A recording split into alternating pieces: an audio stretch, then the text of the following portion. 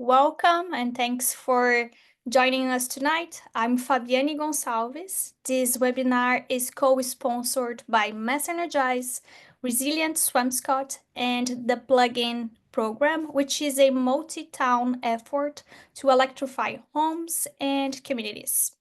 Before we get started, please take a minute to answer the two questions you will see on your screen right now. Let me pull this up.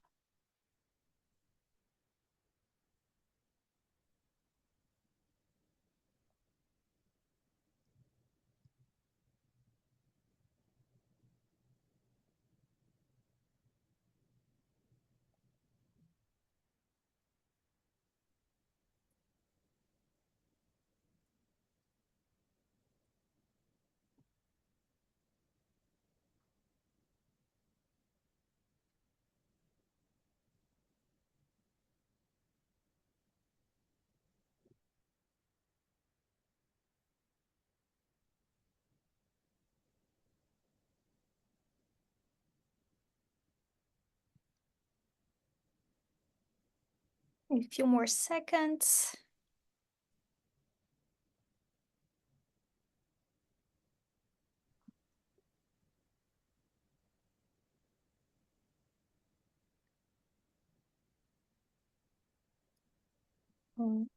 If your town is not listed, please choose other.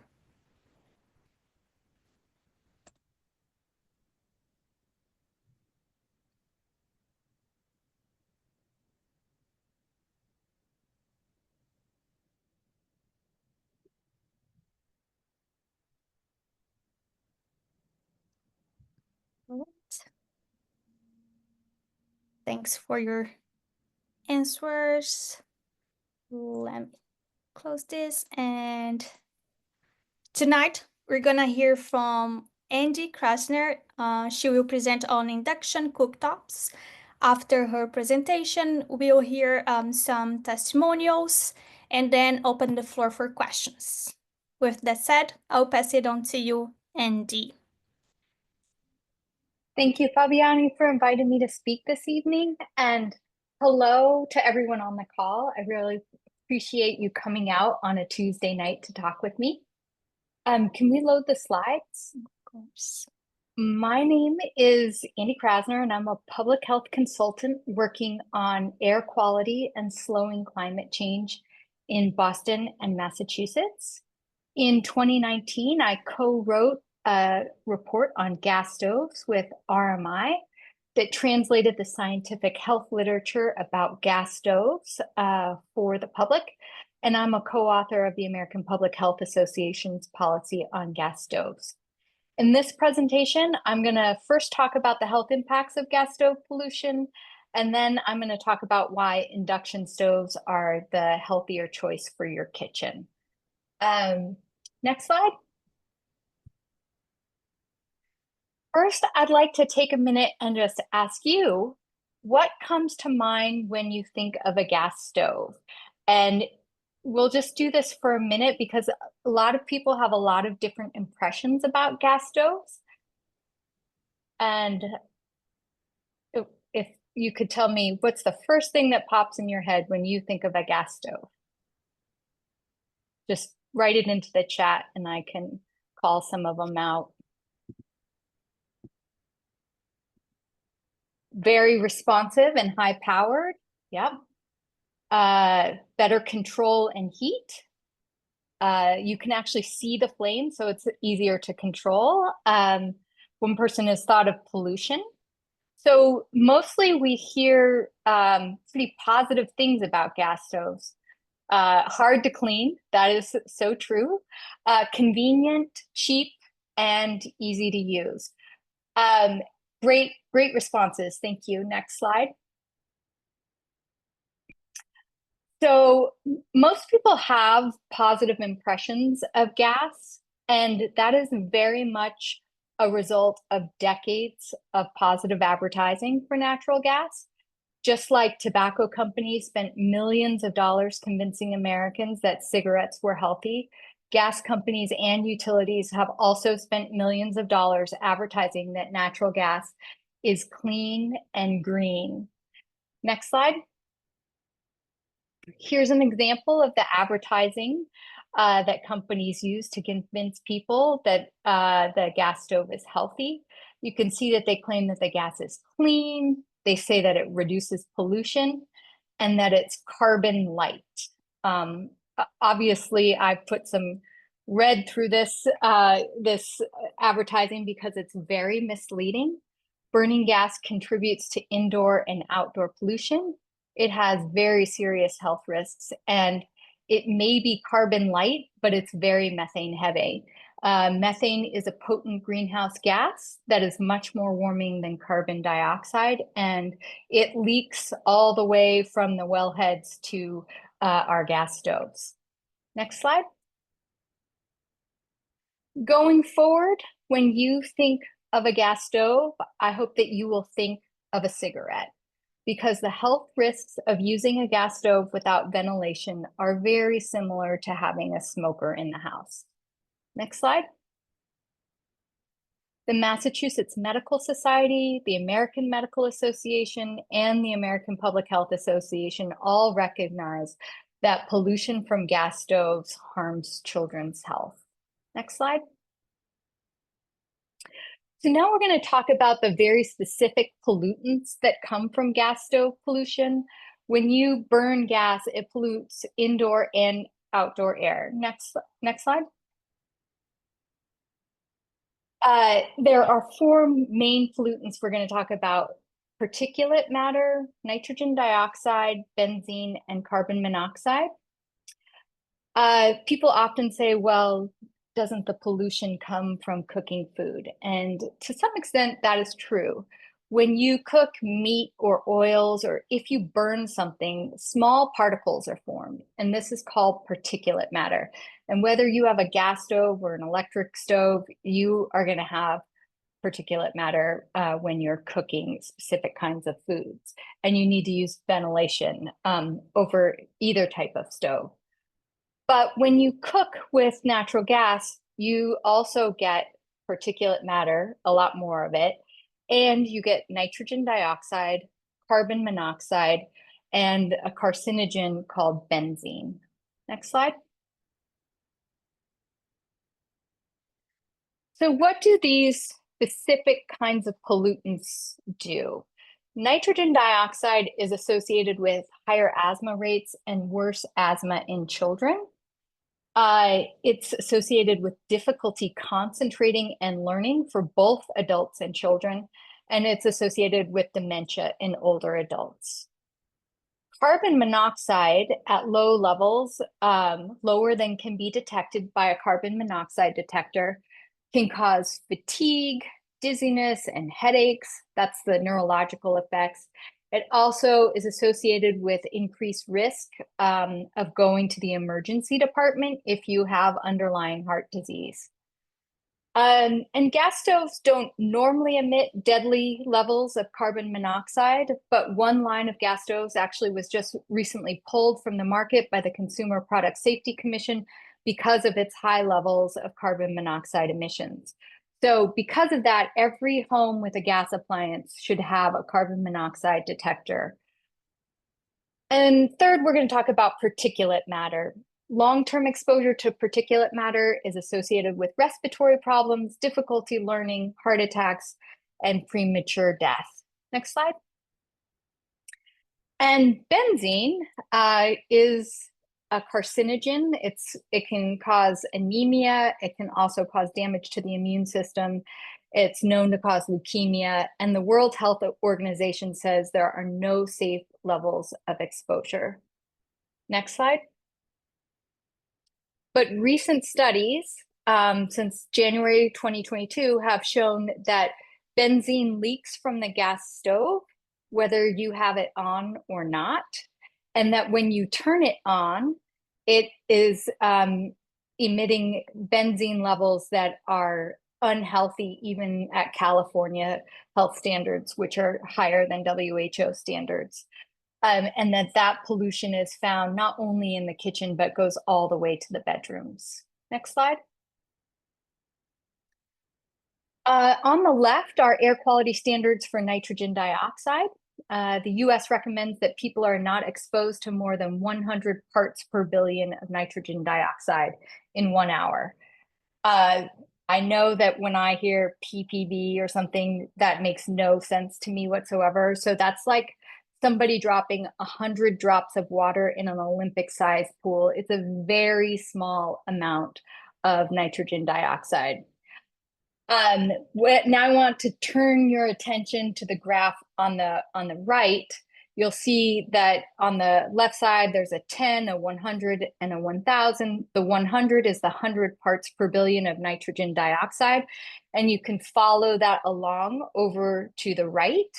And when the researchers turned on the oven to roast something in the oven, the nitrogen dioxide levels go way above 100 parts per billion, and then they drop down. They don't drop down to all the way down to 10 or below.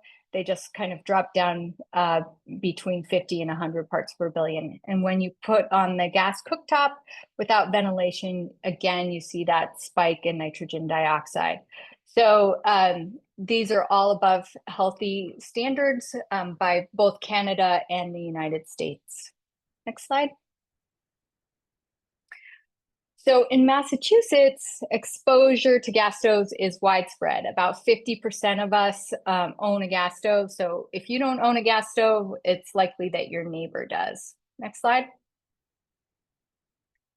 So now that we've talked about exposure, let's talk about what that means in terms of health impacts, because many people can be exposed, but not everybody gets sick. Children are actually more susceptible to pollution because they are more active than adults, and they have developing pulmonary and immune systems, and they breathe faster than adults.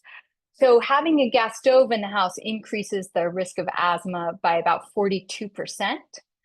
And we have studies from offices that show that when you increase nitrogen dioxide, it makes it harder for adults to concentrate. And we have other studies of kids exposed to nitrogen dioxide on diesel buses, and they have lower test scores. Next slide. This is a study that was actually done with kids who have asthma in Massachusetts and Connecticut. And you can see that as the nitrogen dioxide increases, the amount of severe asthma in children also increases. So gas stoves are really bad for kids who have asthma. Next slide. So in Massachusetts, we have 1 in 8 children with an asthma diagnosis. That jumps to 1 in 3 in Boston, where I live, and I believe similarly in Springfield. And 15% of the asthma is attributable to exposure to gas stoves inside the house, which are mostly used without ventilation. Next slide.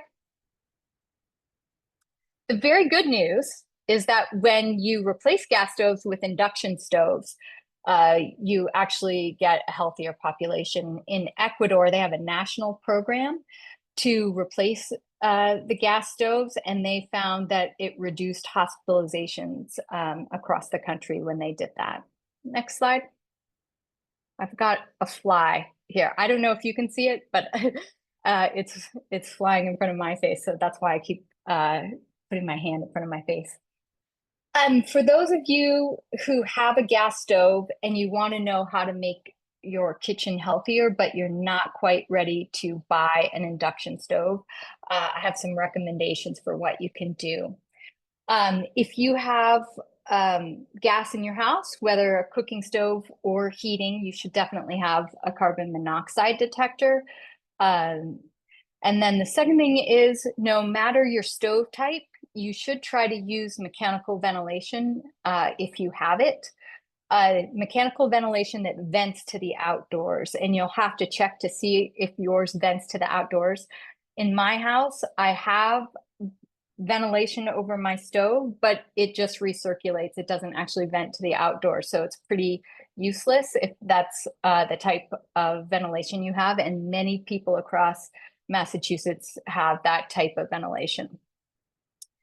So if you don't have mechanical ventilation, you can also open a window if it's not too cold. And if you do have ventilation, it's best to use the burners, the back burners, because ventilation works best on those back burners and is able to remove the pollution best from the back burners. And just to reduce your gas stove pollution in your house, if you use fewer burners by choosing other appliances like a kettle or a microwave or a toaster oven, that can reduce pollution in your kitchen. And you can also buy a single or double induction burner. Or if you're ready, you can replace that gas stove with an electric or an induction one. Next slide. So this is a picture of someone using a single induction burner instead of a gas stove. For safety reasons, I would recommend taking those knobs off the gas stove so you don't accidentally turn on your gas stove, or you can just put it on your counter. But a single induction stove or a double induction burner, or I'm sorry, stove, work just as well. My parents-in-law have a very fancy 6-burner gas stove that they don't use at all. They just plug in an induction burner so that they reduce the pollution in their kitchen. Next slide. So, how does induction work? It is a magnetic field that only works on a pan that can hold a magnet. So to check whether your pans work, you can just put a magnet on the bottom of them. Cast iron and steel work really well. If you've got those fancy copper pans, they're not going to work. But the way the magnetic field works is that it basically creates a friction. If you put your hands together and rub your hands together, you'll feel heat, right? So it basically creates a friction, and that friction is very specified and it is targeted at the pan only. So it heats the pan and there's very little heat lost to the environment. Next slide. So I'm boiling some water here. You can see that my stove is on because there's the little blue light there. And my hand is on the burner while I'm boiling water. That's because the stove itself does not get hot. And this means that it's much safer if you've got teenagers cooking, or if you're cooking, you're not going to burn yourself on the flame. And it's much more efficient. You can see that the induction stove is about 85% efficient compared to a gas stove, which is about 33% efficient. Even though there's this vast difference in efficiency, because our electricity in Massachusetts is so much more expensive than gas right now, it does cost about $7 more a year to operate your induction stove compared to a gas stove. So about the cost of a cup of coffee, and that's over the course of 1 year. That's the additional operating costs. And that's right now, we see gas prices continuing to go up. Next slide. I'm often asked if induction stoves are safe. So because they are magnetic waves, and you can see the wavelengths. I put a picture up here. You can see the wavelengths being longer on the left-hand side and very short on the right-hand side. And you can also see that the induction stove is the furthest to the left. So it has kind of longer waves than a radio or a cell phone, which we commonly use, or even a microwave.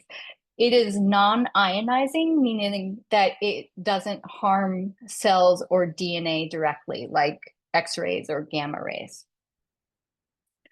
And then for those of you who might have a pacemaker or an insulin pump, there are just a handful of studies looking at whether the magnetic waves interfere with the pacemaker or insulin pump, and they have different outcomes. So there's only about 5 studies that I'm aware of.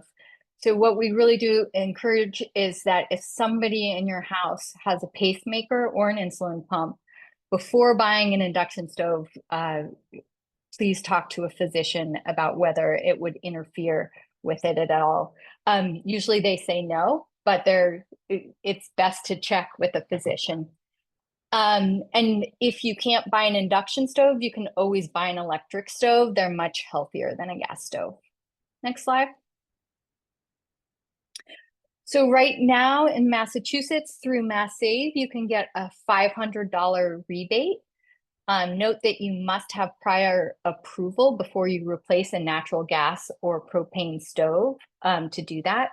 And the cost of the stove is not the only cost that you need to think about, because you do need to hire a plumber to cap the gas. And if you do not have a 220 volt plug for an electric or induction stove, you have to have an electrician install that. So that can be some additional costs.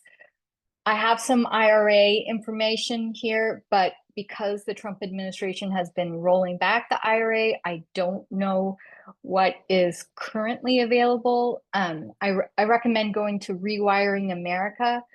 They have an IRA calculator, and they've been updating information when they get it. And I will put that into the chat so that people can have those links. And next, next slide. Yeah. These are a couple of additional resources about the electrification being healthier and heat pumps being healthier than gas heat. So I will put those resources as well.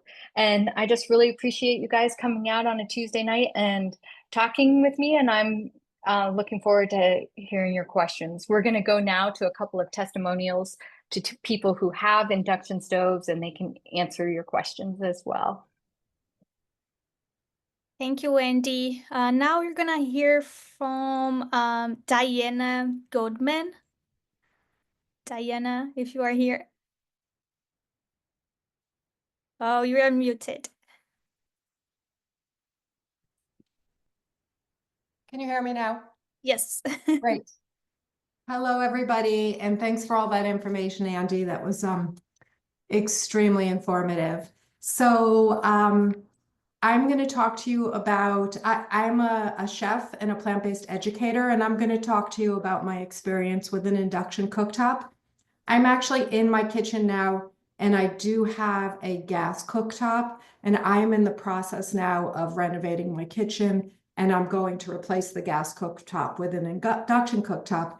In the meantime, I do use this, which is a single burner, as Andee mentioned. It's actually from IKEA. I got it about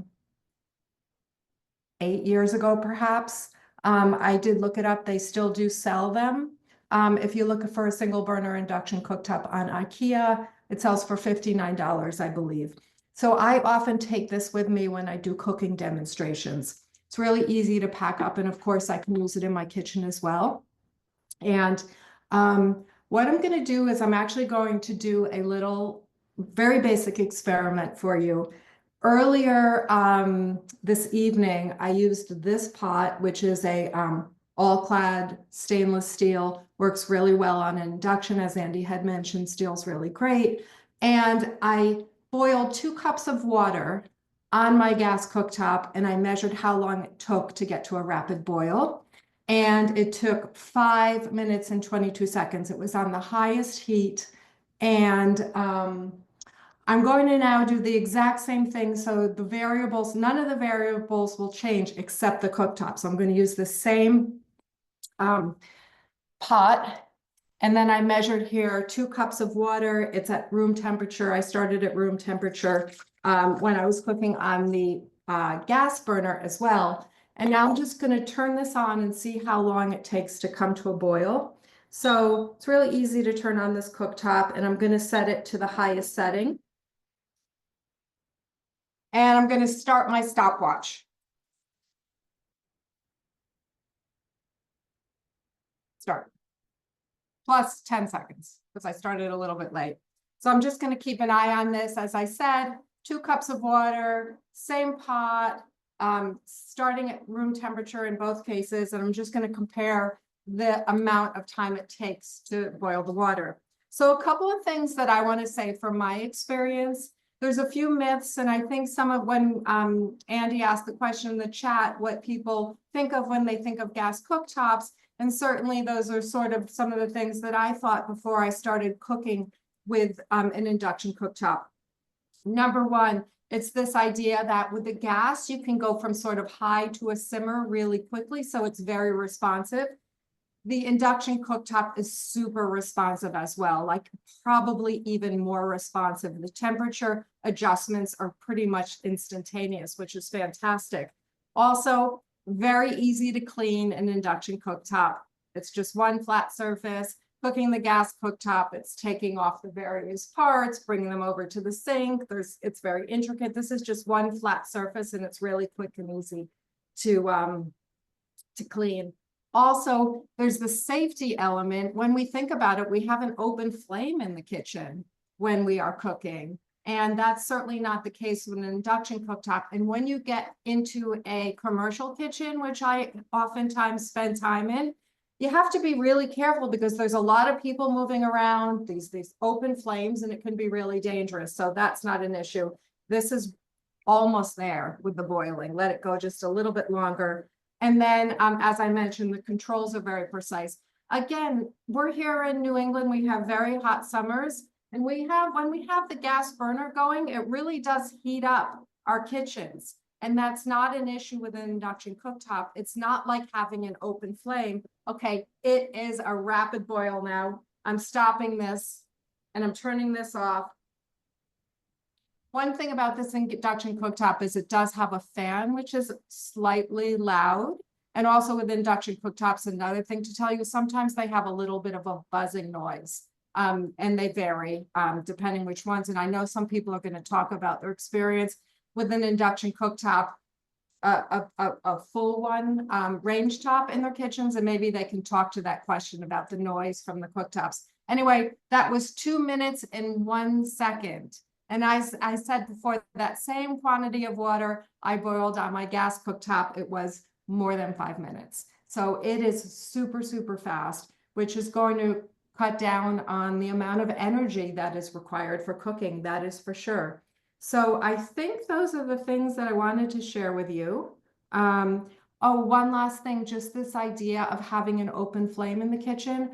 I sometimes think of sort of the analogy for professional chefs. If you were a professional basketball player and you had a fire burning at the side of the court, you'd get really, really hot. It's sort of the same idea for professional cooks. They've got this hot stove going and kitchens get hot. So for all these reasons, I'm really looking forward to having a proper, nothing wrong with a single burner one induction cooktop in my kitchen. Thank you.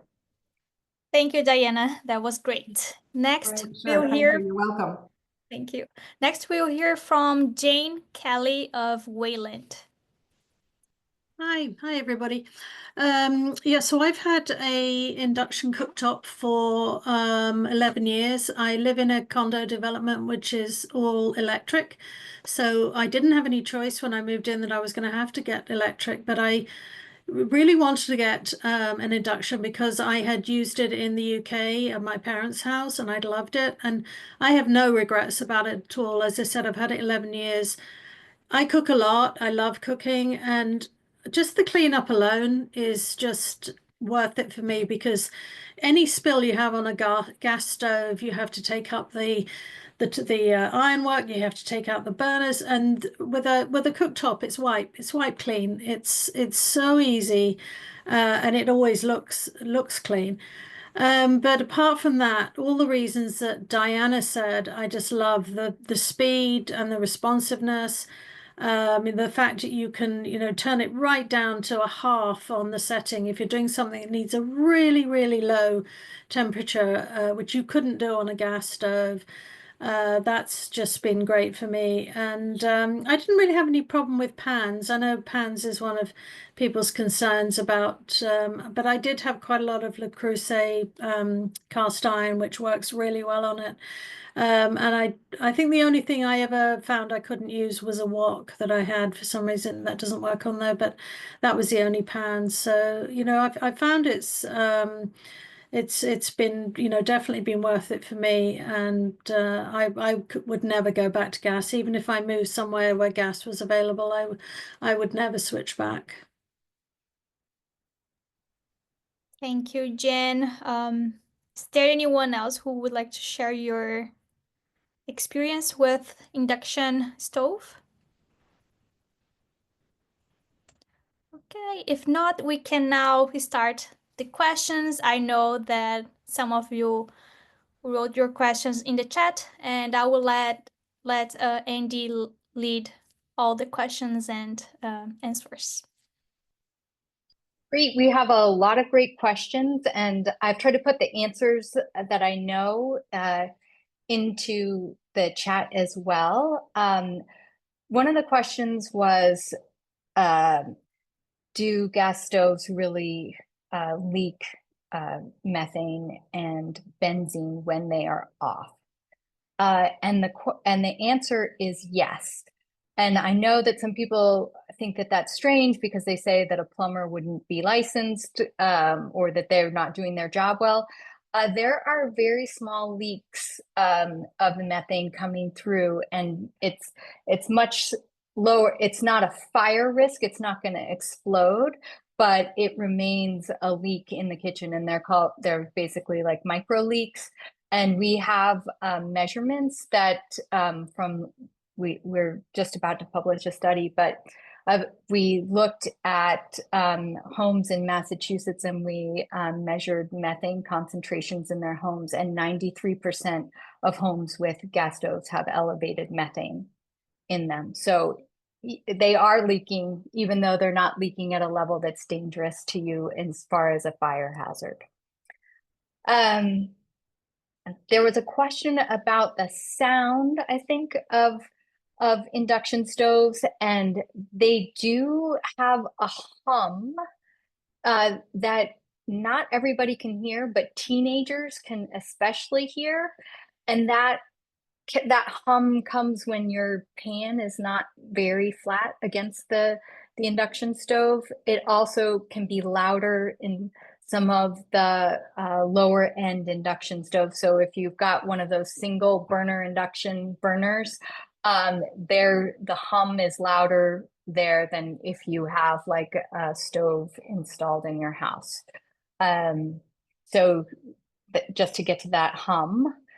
There was also another question about whether propane stoves are the same as methane gas stoves. And as far as the leakage, they are not. Propane does not leak the same way that gas is because it's a liquid. And so you don't have that same leaking, but when you combust it, you get the same amount of pollution, whether it's gas or propane. Somebody made the point that in Massachusetts, carbon monoxide detectors are required. I think that is definitely true. And there are a lot of homeowners who have not installed them. Let's see. I'm having trouble like scrolling through and trying to look at the questions and answer them. So if I've missed any, just jump in.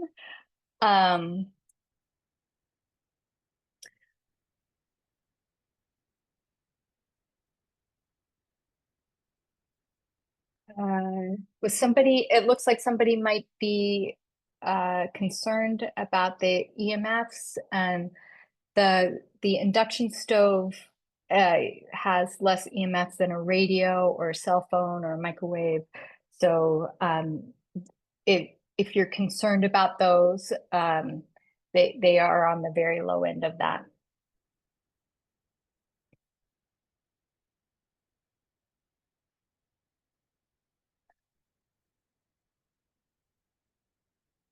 Okay, so the question is, ISO New England grid is 47% gas, 4% wind, 9% hydro, and 30% nuclear, 5% biomass. So do you have more emissions if you're cooking with the grid versus the gas? My understanding is that no, you have less. And the reason, I'm going to do 3 reasons. One is that natural gas leaks all along the pipelines from the wellhead all the way into the gas stove and is leaking at the gas stove. So that methane, which is 86 times more more warming than carbon dioxide, is leaking all across the gas pipelines. And I know that in Boston, we have 3,000 leaks. I think that there's like around 10,000 statewide. So there's a lot of methane when you're using a gas stove that's leaking before it ever gets to your house. When you're burning it, it is not 100% gas. So I haven't seen studies on electric stoves, but I've seen studies on electric cars, and using an electric car has less emissions than burning gasoline. So I would think that it's pretty close. And we have the RPS, which is going up every year. That means that every year our state has to have 3% greener electricity. And a lot of us can buy 100% green electricity through in Boston, it's called community choice electricity, but through aggregated town electricity programs. I know that a number of towns have those. So you can get 100% green, or you can get 50% green. So the electric stove or the induction stove is less emissions overall. And if somebody wants to chime in and actually ask a question, you're welcome to come off mute and ask a question or raise a hand if I've missed your question by mistake, or if you have some concerns about the way I've answered the question and I haven't gotten to it fully.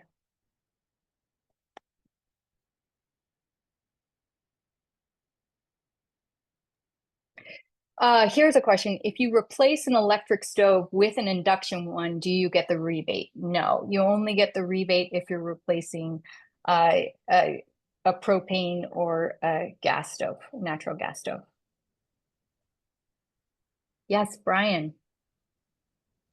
Just to rebut your, I was the one that asked the question about the efficiency, but to me, like that also violates the law of thermodynamics, second law of thermodynamics, where you're having an energy transfer. Your grid is at least half gas, and it's just you're 85% efficient. Oh, you're talking about the efficiency. So we're talking about the efficiency at the stove, like how the amount of heat, the efficiency is. So because gas loses so much heat to the environment, it's only about 33% efficient at heating that pot compared to the induction stove, which is 85% efficient. That's true. But you're also your electricity input is only 30% efficient because you're using gas to make the electricity. And so you have to take those emissions into account. And then it's just you're saying that the gas industry is not really interested in leaks, and over the Massachusetts I'm not saying that, yeah, I passed a wasn't. law that says that we can't improve, that they're not going to improve the gas infrastructure now. So I think we could have less leaks and that type of thing if we didn't have. That's not true. We have the gas safety enhancement program. It's called GSEP, and it is specifically for keeping our infrastructure safe and reliable for everyone. And the state of Massachusetts is absolutely invested in that. That's not what I was saying. I was just saying that we do have leaky pipes. They need to be fixed. and it's part of the emissions that we have when we have to think about our stoves. As far as I know, the gas industry says their leaking is less than 1.5% of Well, their top total. down, yeah, top down. Uh, so when Harvard researchers have looked at methane emissions compared to what's reported, they find that they're underreported by a factor of 6 in the city of Boston. So I don't know in other areas, Well, then but so Boston it's needs not to 1.5%. again, Boston needs to fix its infrastructure there. And it's my understanding also, right, that the state has passed We've some infrastructure laws to basically get out of gas. Brian, you have had the opportunity to ask like 4 or 5 questions, and I really appreciate your questions. Okay, I'm gonna just allow somebody else to have a chance if that's okay. sure, sure. Ursula, Thank you. do you want? Thank you. Hi, very good presentation. Thank you very much. I have 2 questions. One is there an electricity saving when I switch from an electric stove to an induction stove, or is No way. Oh, excuse me. Sorry, is it worth? there's no, like, you mean over the course of a year, will you Yeah. use slightly less electricity? Probably not enough to see in your bill, maybe a couple dollars. And the I second wouldn't. question, thank you. The second question is, I have very cold hands, and sometimes touch sensors are an issue because they don't recognize my hand. Is that an issue with induction stoves? Because they often have these panels with touch sensors. Does anyone on? Oh, that's a really good question. So Yes. there are induction stoves with knobs. So you don't have to buy an induction stove that has a touch thing. You can buy one with a knob. But they're much more common, so I'm wondering, I might have more choice if I get one with a touch screen, but You would have to test it with your own hand, because I can't answer whether that would work or not. But yeah, I've experienced that with my printer. Like, it doesn't read my fingertips at all. So I understand that situation. But I can't tell whether you'd have to just go test it out. okay, thank you very much. Is there anybody else with a question? There's a question. Can you quickly reveal the required power supply for an induction stove? Sure, you need a 220-volt plug. So it's a kind of a larger plug than what you normally see in your kitchen. And if you don't have one, you have to just have an electrician install one. Okay. Another question. Are there any programs to replace gas stoves within low-income multifamily buildings? In the city of Boston, so I'm sorry, I'm from Boston, so I can't speak specifically to Wayland or to surrounding towns. We do have affordable housing that is having their gas stoves replaced in about 85 homes. But there, to my knowledge, there's not a statewide program like that. So we still have more time for questions. Before people start leaving, I would like you to answer 4 more questions so we can. I just want to learn how much you learned today, because I learned a lot. Let me just put it for you. I hope you can see it.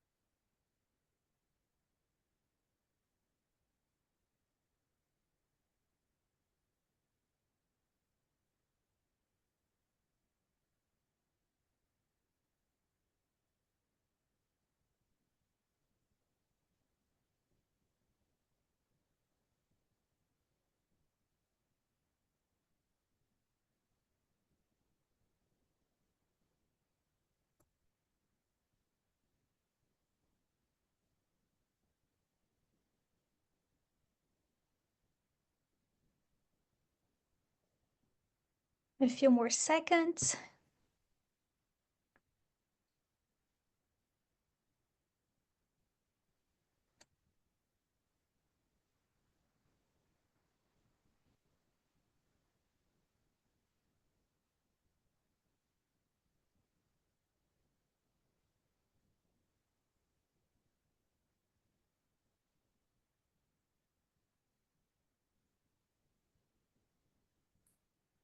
All right. Thank you again. So my next question is, Andee, do you recommend any specific brand?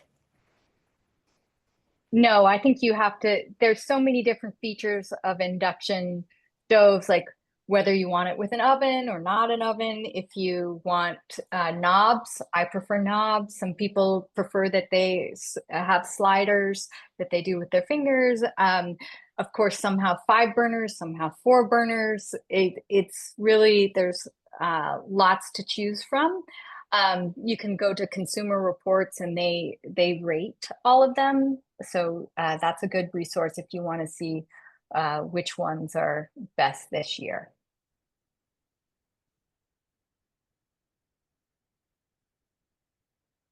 There's a question about reliability. Yeah, when they first came out, they did have some reliability problems. I mean, I can't speak to all brands and how reliable they are. I've had my induction stove for 5 years now. So no problems yet, fingers crossed and knock on wood. But really, Consumer Reports would have that kind of information for you.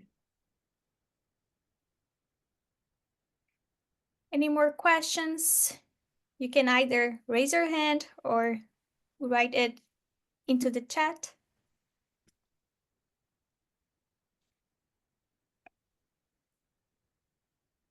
All right, I think we covered all questions.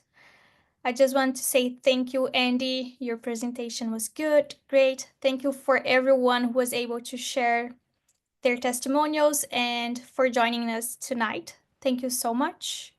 I hope all of you have a great night. Good night, everyone. Good night. Thank you.